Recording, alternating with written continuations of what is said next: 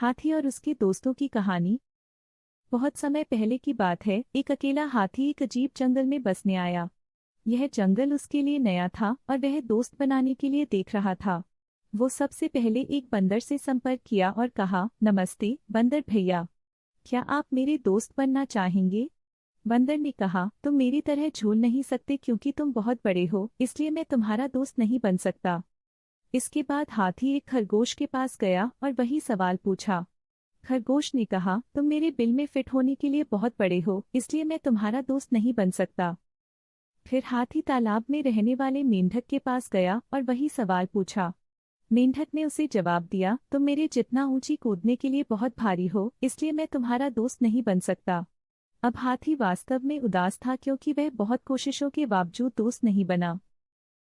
फिर एक दिन सभी जानवरों को जंगल में इधर उधर दौड़ रहे थे। ये देखकर हाथी ने दौड़ रहे एक भालू से पूछा कि इस उपद्रव के पीछे का कारण क्या है।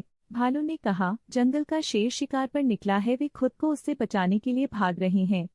ऐसे में हाथी शेर के पास गया और कहा कि कृपया इन निर्दोष लोगों को चोट न पहुंचाओ, कृपया उन्हें अकेला छोड़ दें।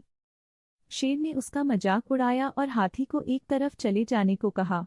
तभी हाथी को गुस्सा आ गया और उसने शेर को उसकी सारी ताकत लगाकर धक्का दे दिया, जिससे वह घायल हो गया और वहां से भाग खड़ा हुआ। अब बाकी सभी जानवर धीरे धीरे बाहर आ गए और शेर की हार को लेकर आनंदित होने लगे। वे हाथी के पास गए और उससे कहा, तुम्हारा आकार एकदम सही है हमारा दोस्त बनने के लिए। इस कहानी से हमें ये सीख मिलती है कि एक व्यक्ति का आकार उनके मूल्य का निर्धारण नहीं करता है।